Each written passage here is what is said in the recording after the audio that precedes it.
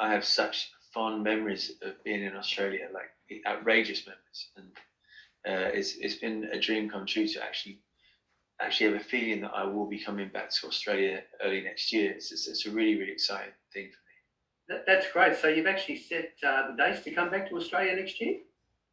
Well, we're talking about dates. So that it is with my team and now my Australian team, we're actually making it talking about dates that are actually real. So early next year. Yeah, fantastic. Look, we've the new single, "Somewhere to Fall." Great stuff. Congratulations. What a great song. Thank you so much, mate. Yeah, look, we know it's the first single off the forthcoming album, The Beautiful Unknown, and you just advised me before we came on the air that you've actually put the date back to early February, the release date of the album. Yeah, there's just honestly, the truth be told is that it's not an exact science, and the record is doing all the heavy lifting. There's a lot of love for the record popping up all over the place, and we just want more time to get it right. And if you stick to a date and you don't have the agility as a team to see what should be done, I could lose the record. I'm not prepared to do that. I put too much work in it. It was 17 months of work. Absolutely. And, I want it to be done right. Fantastic. So with the single "Somewhere to Fall," what a catchy song. I mean, well, first time I played it, the line "Somewhere to Fall," once you actually hear that line, I find it impossible to get out of my head. It just sort of repeats itself. Never ending, in a good sense. It's fantastic. There's some songs you think, oh, geez, I wish I could get rid of that one out of my head. But "Somewhere to Fall," beautiful. Congratulations.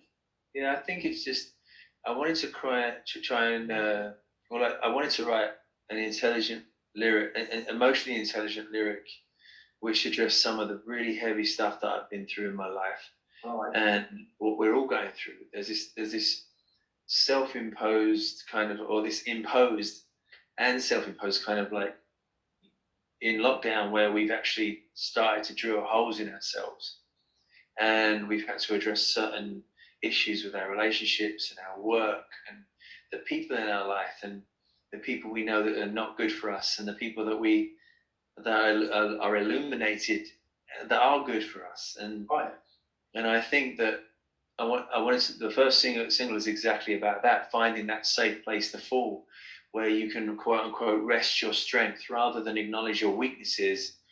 I think it's okay to say, I'm strong today. I just need to rest it, and I need to find that place to fall where I can do exactly that thing. Yeah, and it's a great song. And look, I love the video, the official video as well. I find it. Can you sort of talk about that a little bit? It's I think I sort of get the messages in there, but it's just it's a very clever sort of video. I love it. Thank you so much. I mean, the first video we did, the symbology in the video. Some people have got it right. Obviously, Sophie Lorraine is my mum. One room represents my pain, and sometimes we become very familiar with our pain. Sometimes our pain it becomes our companion, and it became mine for some time. And the other room is the mayhem of the industry, and the reason I'm so stoic in that room is that I'm not affected by the industry anymore. I'm not like, I don't have an on or an off switch where I'm suddenly, hey, I'm Matt Goss now. It's just, I am who I am. And the soldier is not my grandfather. The soldier represents, it's the only part of the video that I get authority by the salute, which represents my insistence that whatever your sexuality is, whatever your belief system is, my request, if you want to be in that house in that video, is that you continue to express yourself. That's why he has a baggy uniform, and it represents the necessity of expression. Right. There's many things. My father, in the reflection of the mirror, not completely being in my life, but a reflection in some way.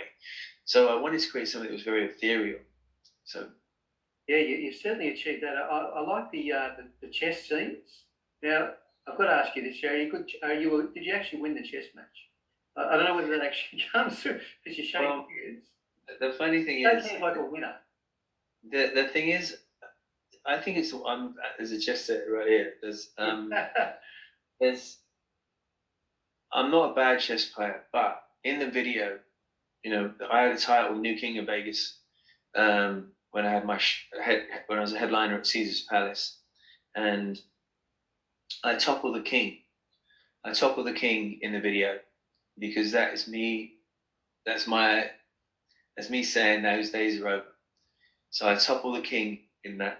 But there's also great knowledge that comes from losing. There's great knowledge, and I didn't win that game purposely because I think there's great knowledge that comes from loss, and I think there's great knowledge that comes from that game in particular. I think it's the only game really that sometimes feels great when you lose because you've without question learned something. Yeah. So I'm a big lover of chess because of that reason, and I'm also a lover of being 2 or 3 or 4 or 5 steps ahead of the game. And that game teaches you the necessity of that. Right. It's interesting because we touched on the new album coming out in early February. I read somewhere where you consider it to be your best pop album to date. Now that's a big statement because of all the great albums you've had. You're obviously pretty happy with how it's progressing. Yeah, I did a really great interview a few days ago with a great music journalist here in London. And he said, you really cut away all the fat, and it's a very, very mindful record. And I think that, if I was going to come back to this space and be this observed again, there's no point. I don't want to make a record that isn't really concise, has a slight bit of aggression to it, and also a beauty to it.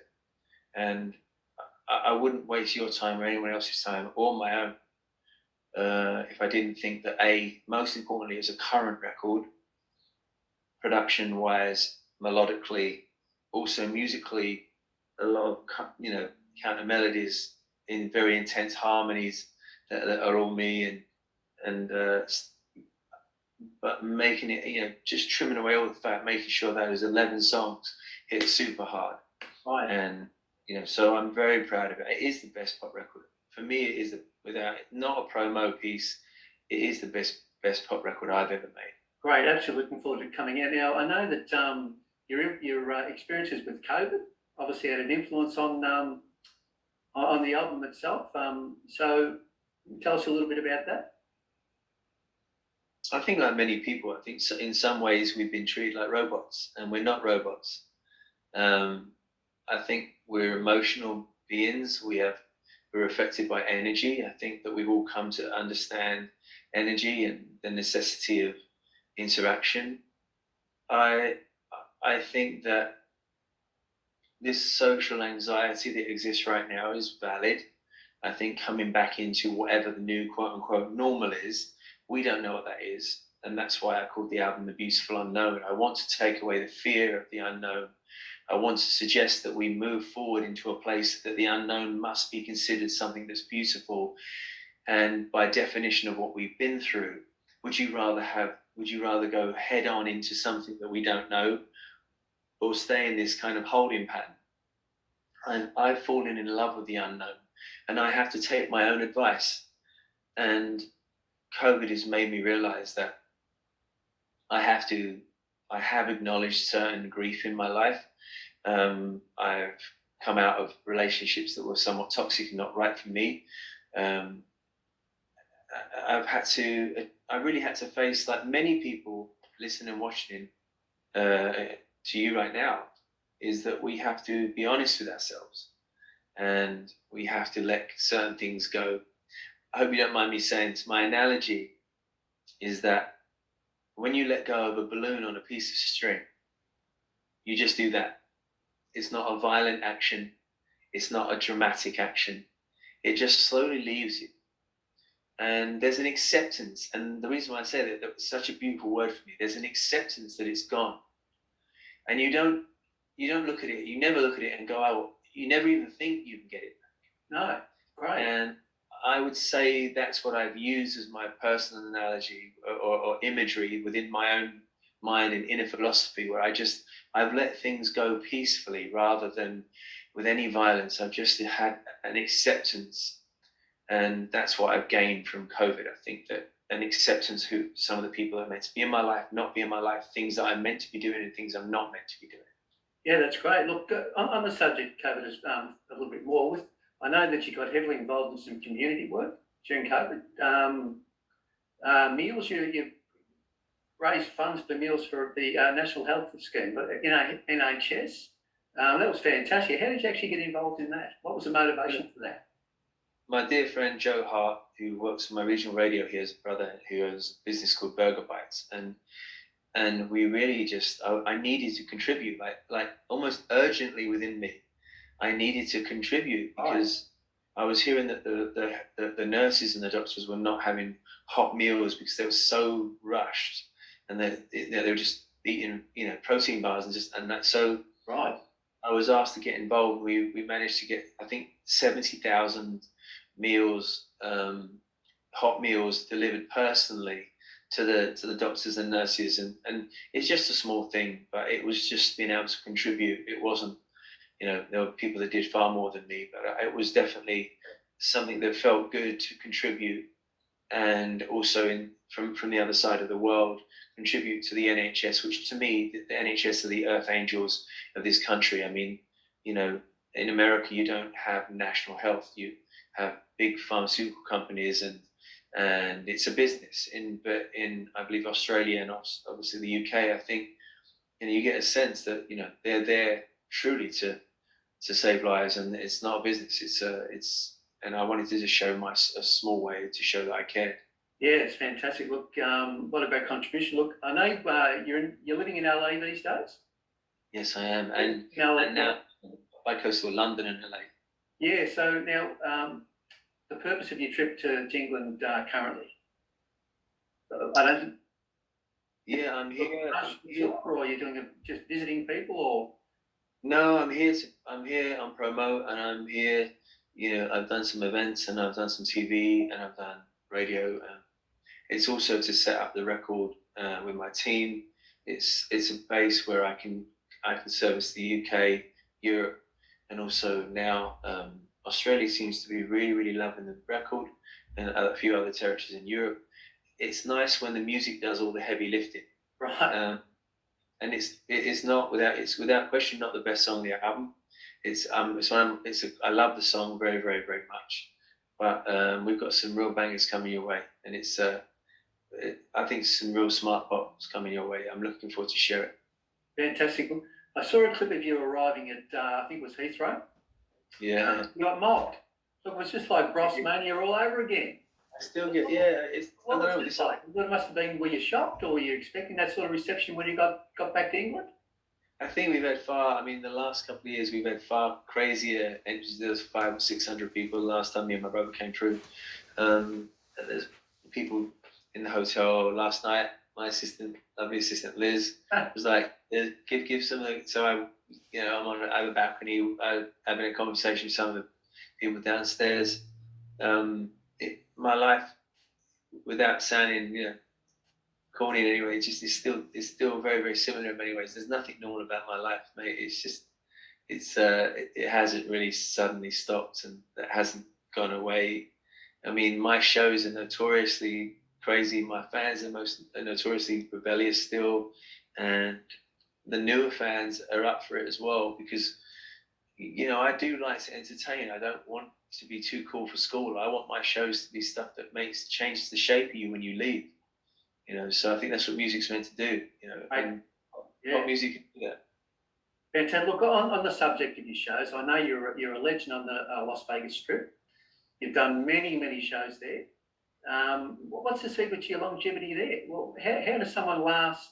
What is it? It's over 10 years, isn't it?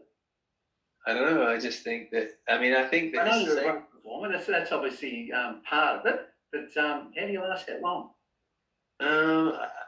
Listen, I think it's the one place that I've learned more than anything. I've learned composure on stage. Sometimes when you play the big venues, you go from one song to another song. And I think what Las Vegas taught me is that you have more time than you think you do.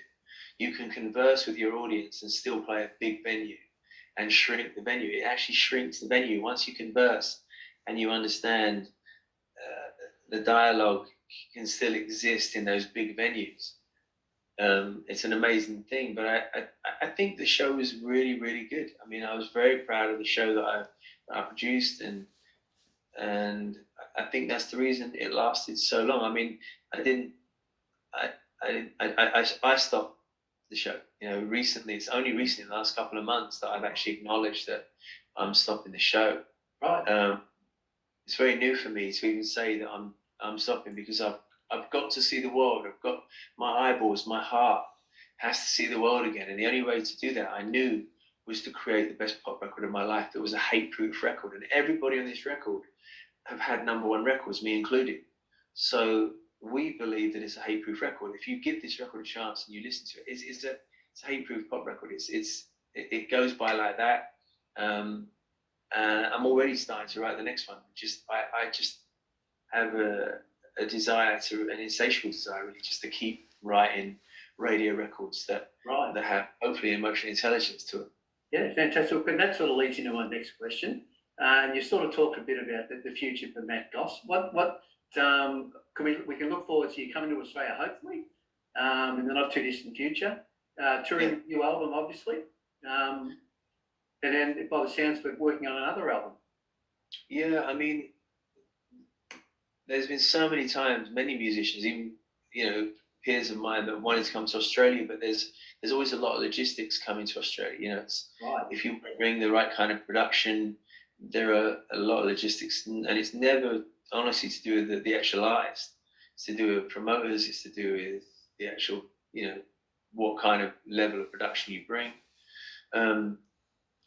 And recently, just really recently, I have a new Australian team that have blown away everybody. They're amazing. And I can actually say that I'm coming to Australia. So it's been something that I've wanted to say for a long time. I've missed Australia because they gave both me and my brother some of the greatest memories of our life. The way that you welcome artists is almost impossible to explain unless you go there.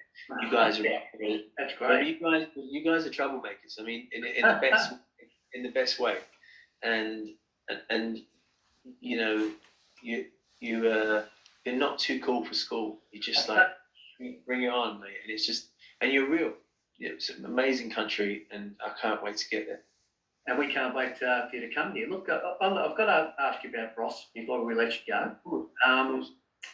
16 million records worldwide. I mean, that is a phenomenal figure, isn't it? I mean, what was it like being in Ross? I know you cast your mind back 30 plus years. What was it like? It was incredible. I mean, that number always gets said, but that was only the albums. I mean, we were selling 600,000 singles per territory. So you can imagine what that number would be. A lot. So that was just the albums. I mean, singles back then were so relevant, and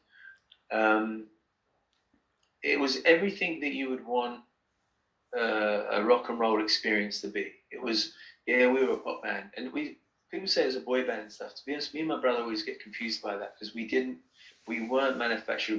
We actually were a band. We didn't do choreography. He was on the drums, Craig was on the bass, and I was on, guitar and vocals. And so I think because we got screamed at. We understand that, but for us, it was everything you'd ever want it to be. We went around the world, and the phrase Brossmania existed because it literally was mania in every country we went to. I remember we went to Japan, and we had our bullet train. We had our own train, and every single station, we didn't get to see one station because there were just faces against the glass on every single stop that we were at in Japan. And then the same can be said for Australia. 11,000 people at Sydney Airport when we arrived. And even 2018 or end of 2017, me and my brother came back, and hundreds and hundreds of people at the airport.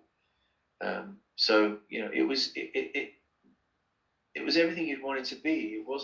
It wasn't too cool for school, and it was rock and roll. It really was rock and roll. It was much more rock and roll than it is now. Fantastic. Look, I clearly remember the 11,000 in Sydney. It must have been Because I remember seeing an interview with you where you said you didn't think many people, well, you weren't sure whether Australia knew much about I thought that the airport. I thought 3 people were going to be at Sydney Airport. I thought, no way.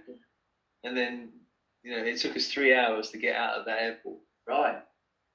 We've got on the subject of Luke, your brother. He's as well as being a musician, he's a famous actor these days.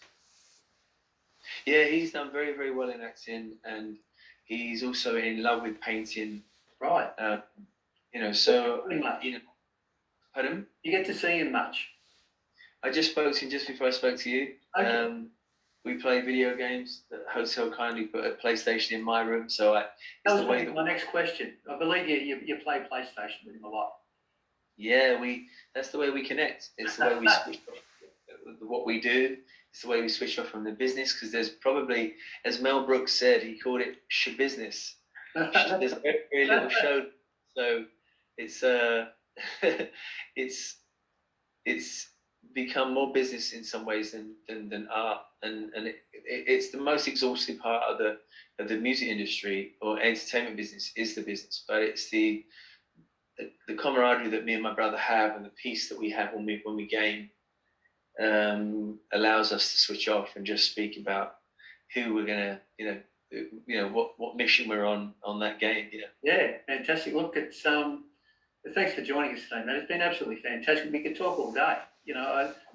Look, one of the things that came through on one of the interviews I watched was you got in a lot of trouble in Australia. You probably get sick of being asked this question. And my lad asked, "What was the trouble?" I know you're not going to answer it, but I just thought I would. No, I just think that the trouble we got in Australia, that everyone was just like, it was just everybody was up for such a laugh. I mean, the record company was incredible. Yeah. They understood that when we had a day off, they just did stuff for us that said, "You're going to have a day off," and it was just amazing. Beautiful people, beautiful women, beautiful music, beautiful food, just great culture, inclusive, loving, go for it, mate kind of mentality. It was just right. You just somehow got a lot of good stuff from humanity. Just great country, and I'm not just saying it. I don't need to just say it, but we got in the best kind of trouble. I mean, and you guys somehow are up for it. So that's great. Look, and we look forward to you coming back again next year. It'll be fantastic to see you. And I reckon you might get close to 11,000 people again, mate. You never know. That would be amazing. It's fantastic. Look, thanks a lot, Matt. It's been an absolute pleasure talking to you. Good luck with everything. Good luck with the single, which is great. The new album, which is out early February, and the tours, everything. Good luck with it all. The pleasure was mine, my friend. And please don't give my love to Oz. And you may not realise this. I've done so much with my life, but the thought of coming back there is a dream. So I'm looking forward to get back, and just truly thanks for your time, and I'll see you soon. No worries, Matt. Thank you very much. We'll talk again soon. Much love, brother. Okay, mate. Thank you. Bye.